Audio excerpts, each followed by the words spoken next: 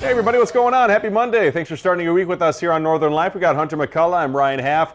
Guess what? We always appreciate you joining us. We know time is very special in this world, so the fact that you choose to spend it with us two goofs certainly means a lot to us. And so we do want to start our show a little sadder note, but our viewer Frank out in Chicago who tunes in, on YouTube and live stream, he's sadly in the hospital right now, and it sounds like he's looking to bounce back here. So I just want to take a moment to say, Frank, we love you and we appreciate you tuning in all the way in the Windy City. Yeah, we see you commenting all the time out there, Frank. We love your comments. We love you watching us. We really appreciate you. And hang in there, my friend. You're going to get better. Let's get through this thing and rock on, Frank. I want to see more of those comments on Facebook. Keep them coming. We love you. Yes, amen, amen. Coming up on today's show, we're going to meet a Minnesota choir who's helping people with memory loss and bring you a sweet story about three-legged dogs. Not just one dog. Multiple dogs heading to their new families. And I think I wrote that incorrectly. I believe it's one dog. It's one three-legged dog, and then I realized after I edited the video, it's a three-legged dog and a three-legged cat. Oh, but guess what? They're friends. Oh, they're friends. They're friends at an animal rescue, and now they found a new home together. When I read this show, I was picturing like a bunch of three-legged dogs. That's on me. That's okay. I think they actually go to a home. Well, I don't want to give it away, so we'll get to that story. We'll eventually get to that story. But first, on a way different note, Hunter, do you believe in Sasquatch? I think aliens exist. Okay. I think the ghosts might exist out there. Sasquatch to me might be a little bit too far-fetched for myself. But Casper is a thing. Casper could be a thing, right? Okay. I like Casper. I grew up watching not Casper. Bigfoot. Maybe not Bigfoot. Okay. I don't know about you. Well, hey, the long-running debate got a new spark in March due to an uptick in reported sightings in the state of Ohio. Reported unidentified figures averaging 8 feet tall were allegedly seen in the woods there, I believe near Akron, Ohio. And sightings report the figures as hairy, tall, brown or black, taking long strides and making unique sounds. While no clear photo of any Bigfoot has emerged after decades of searching, Mike Miller, who was a Bigfoot hunter for nearly 20 years, is convinced that the alleged March sightings were maybe evidence of a herd of Yeti on the move after a hard winter freeze gave way to a warmer than normal thaw. Just my theory would be that with how far photography has come in so many years here, Ryan, why don't we have a photo of Bigfoot? I don't know. It's always blurry. It's always grainy. Exactly. Yep. Makes no sense. I do know that there's a lot of Bigfoot hunters up here in our region too, so might be interesting to get their perspective. Yeah. Talk with them and maybe go out on a little Bigfoot hunt if any of you are Bigfoot hunters out there. Yeah, let's find them together. Yeah. That'd be great. Can you shoot Bigfoot? I don't think so. Probably not. Don't take him down. Unless he's wearing, make sure that Bigfoot's wearing hunter orange. Yes, there we go. Be safe out there, folks. I know it's not hunting season. It's rabbit season. Let's take it to St. James, Minnesota, where the community recently gathered for a rather unusual game of basketball. Welcome to Donkey Basketball, where teams were made up of students, teachers, and first responders. And as you can see, they were all riding donkeys, and the game was a fundraiser for the St. James Ambulance Association. They were raising money for a piece of equipment that can perform automated chest compressions, and the president of the association says they rely heavily on the community for funding since they don't have the same financial resources that big cities have, and they raised $4,000. What a fantastic cause right there. I know that our school at Two Harbors used to also do the donkey basketball. Did you ever take part in that in your school? Never was the thing in Maple Grove. Okay, that sounds like more of a northern Minnesotan country type of thing, I guess. I don't know. But it looks fun. It looks like a blast. I'm sure, sadly, someone has to be on cleanup for the court there. There's always, the person with the tall thing, the scooper that you scoop up there. Yeah, the gym gets a little bit disgusting out there for a little bit. Sure, the custodian really appreciates that. Right. Raise some money for that poor custodian. A rare visitor is turning heads across northeast Wisconsin. I hope I say this right. A Marabou stork, a massive bird that is native to Africa, has apparently been spotted from Fond du Lac to Green Bay and even Sheboygan, Wisconsin. So a former wildlife rescuer, Jessica Saunders, posted about the bird online, and these sightings have since quickly gone viral. And she's now working with wildlife officials to safely locate that stork before it gets hurt while roaming the region. Listen, we've all been there where we're roaming, we don't know where we're going, we end up in the wrong area, we have no idea where we're supposed to be or anything like that. We don't follow the map. What's going on with this bird though? What's the explanation for that being so far away from where it's supposed to be? I don't know. It is kind of unusual though. It's like it flew all the way from, I would assume, Africa. Right? Yeah. That's a long flight. Storks fly. Boy, are his arms tired, Oh my gosh. Probably delivering a baby. Probably delivering a baby, Good for that stork, and hopefully the baby, that's a long flight for the baby. So. Hopefully the stork, found the right location. Yeah, that's the goal anyway. Yeah. Let's head to Illinois now, where a third grader is heading to a national invention competition with a creative solution to a backyard problem. 9-year-old Quinn Koski has invented the Buster's Nut Bar, an antler covered in nuts designed to keep squirrels from chewing up her family's patio furniture. The invention earned her a spot at Nationals in Detroit this June, where she will be competing against students from across the country. I want to see video of the actual nuts in there enjoying a little nut bar. I think if we hang on this video a little longer, Shania, I believe there are squirrels that end up in the front yard. Are you serious? Yep, and distract them from There they are. as opposed to getting in the backyard furniture. That's squirrels, especially like out in the country, red squirrels. My gosh, they tear up stuff. They'll tear up your siding. They'll tear up all sorts of stuff. So cool if there's maybe a way to maybe at least distract them for a little bit from going to the siding or the patio furniture. That's a genius invention right there. It helps them out too, and you get to look at cute squirrels. Yes, absolutely beautiful. Squirrels at a bar. 2 squirrels walked into a bar. Americans may be better, that is, at charging their phone than protecting their skin, Hunter. A new survey finds people are 4 times more likely to remember to plug in their phone at night than to apply sunscreen daily. And more than half say they often forget SPF, and many only wear it in the summertime. And experts say daily sun protection is important year-round, especially on the cloudy days. I feel attacked because I feel like, everything that just was said is what I do. I don't wear it in the winter. Do you ever wear it in winter? I don't ever wear it in the winter, but I know that a lot of people who are into skincare these days, especially the younger generation now, they're really into sunscreen to protect, as like a basic everyday type of thing. Sure, yeah, the wrinkles and everything like that. I mean, not only is it dangerous to have the sun on you, but it makes you age quick, doesn't it? Is that a thing? I believe so. So, Okay. Maybe we should get on that. Maybe we got to keep a tub of sunscreen down here. I'm going to look like I'm 80 by the time I'm 40. Looking like we're always going to the beach. Exactly. Well, hey, coming up here on Northern Life, a custodian becomes a duck, and we got other great stories for you, too. I lost my place in the prompter, but we'll be back with the right spot on Northern Life.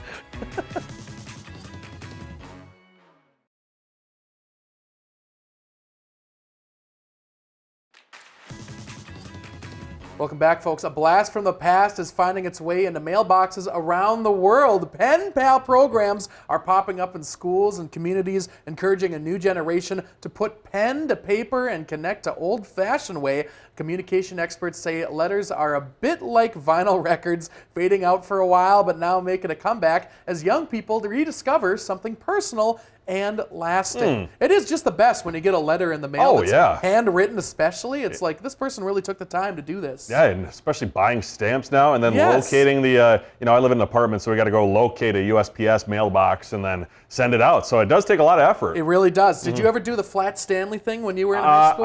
I don't know if I did it, but my dad or one of my cousins was doing it. Yeah. Oh, that's cool. Yeah, well, we did it. I sent it out to my cousins over in North Dakota, South Dakota, I believe. So took a little trip around the Midwest and then came back. So cute. Yeah. Hey, here's another thing too. Back on my 30th birthday, Mary and I took a trip to Lutzen, and we rented this kind of condo for my birthday, and they had a vinyl record player, and so we were like, we'll try it, whatever. Yeah. And we loved it, and so now in our house we decided to buy a vinyl record player. One. So it is awesome. It's a different mood whenever you turn music on. Yes, I absolutely love it, and the crackle that you hear. I mean, there's nothing like it listening to music. So very, very much so love the vinyl. Cool that you bought one. Highly recommend it. Well, let's get to this sweet story. There is a choir who is helping those experiencing memory loss. That's right. John Lordson takes us to Granite Falls, Minnesota. Good morning to you. It's the highlight of my week. I hear that a lot. It's the highlight of my week. The highlight of the week begins with choir calisthenics, both of the vocal variety and physical variety. It's the method behind the music. Besides singing, nearly everyone here has something in common. Either they or a loved one have suffered from some form of memory loss. We have people who have maybe lost a spouse, and the socialization is important. And we all know that the more you use and sing and music, it stimulates your memories, keeps your memories alive.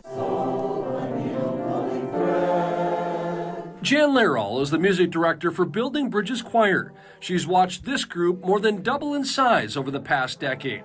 Her mother was even part of the choir before passing away from a form of dementia. She enjoyed the fellowship and the friendships and stuff, and even though she was struggling. I hear the rolling. The fellowship is what appealed to Danny and Rosaline Mooney. We like singing together, and that, so we enjoy it very much. How great Danny and Rosaline were high school sweethearts and have been married for 62 years. Danny has Parkinson's and some dementia, so I'm his wife and caregiver, and it's been a real good support for me as well. The songs we sing, this is my story, bring back memories, this is my song. Research shows that musical memories are the last memories to leave you. So the choir performs at senior living facilities and veterans' homes, singing church hymns and patriotic songs. We've gotten standing ovations, yes we have. What do you hope people get out of it? A sense of belonging, that they're important, that they still have something to contribute. It's a different kind of trip down memory lane. One that everyone in this choir is happy to take. We're a family. I don't know how else to describe it. We have become a family. It's been wonderful over the years to see how they care for one another. In Granite Falls with photojournalist Tom Avilas.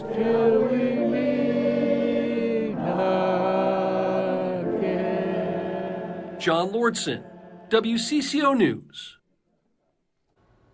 That's cool. No matter what happens, you should have like that sense of community. No matter Yeah. what's going on in your life or whatever, and cool that those folks have their sense of community right there in that choir. Isn't music just incredible? It Like, is. I'm in the car lately now, and I have like this 2000s, songs that I listened to back when I was a kid. Yes. And lo and behold, like I remember the words and remember the lyrics and all that, and it's just remarkable. People say smell is like the most nostalgic thing, but I feel like music instantly when I hear a certain song brings me back to riding the bus or brings me back to whatever. It's like it's pretty cool. Yeah, It's, it's like that's a journey. A stamp on our timeline. Yes. Yeah. Yep. Well, awesome group there. Love to see that.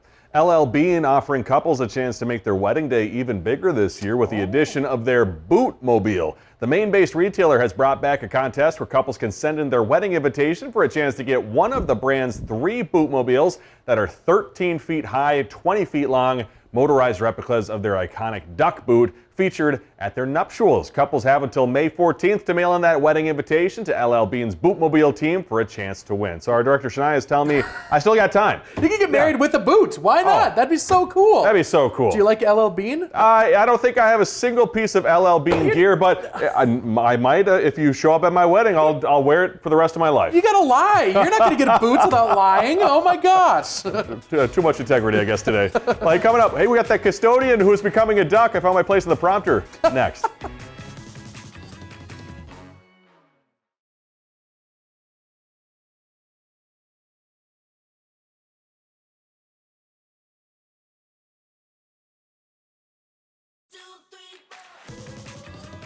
Welcome back, everybody. We're going to see how well Hunter's multitasking here as he orders some food from my local establishment.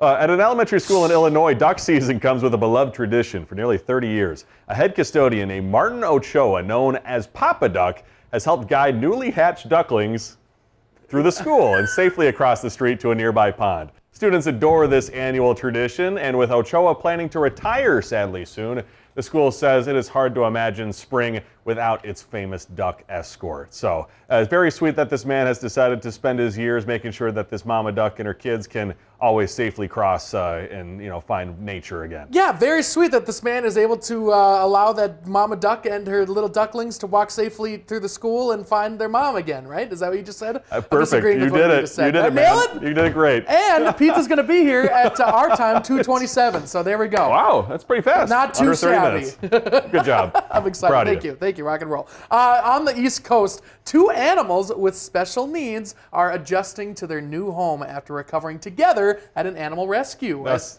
figure out what the actual story is about. Photojournalist Parrish Smith shows us how Blueberry and Meadow found each other.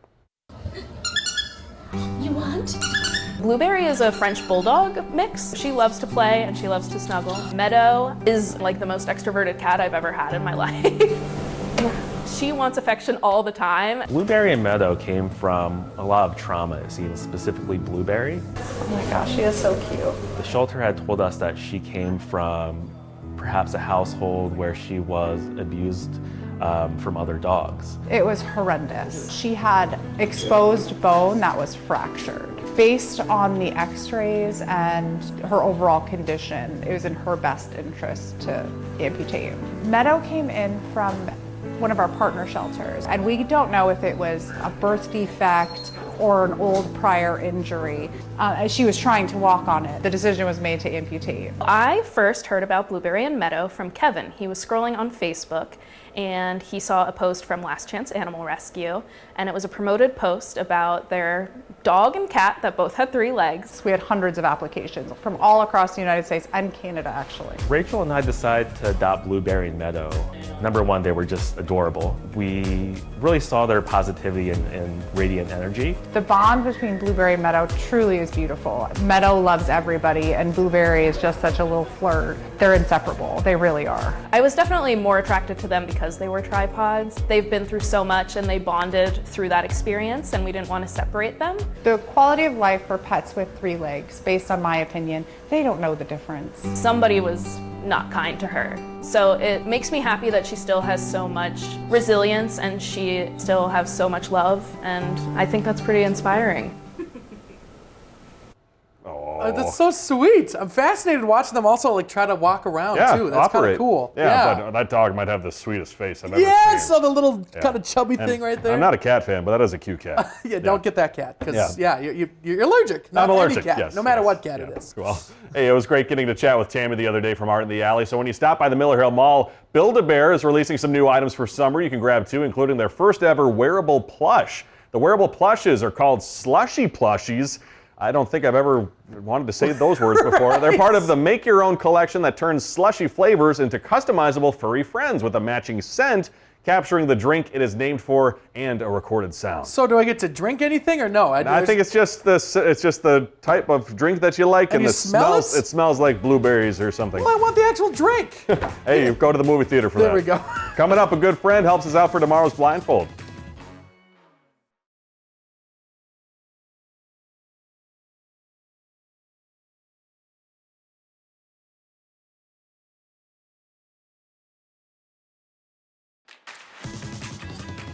Hey, when we see you again tomorrow, our wonderful friend and colleague Briggs LaSavage is going to be helping us out for this week's Black Bear Casino Resort Blindfold. We're off to the Longview Tennis Club here in Duluth, getting some lessons in the sport. Fun to see Briggs in her element. My gosh. We played for maybe, 30 minutes, and we were really working hard, and then you think about those 5-hour, 6-hour tennis matchups they have at Wimbledon or the U.S. Open. You go, those folks are fit. Like even having to crouch and just sit there waiting for the ball, it's like my thighs are kind of starting to burn a little bit. Yeah, but doing it for 3 hours or whatever. Serving's also super hard. You'll learn how bad we are at that. Horrible.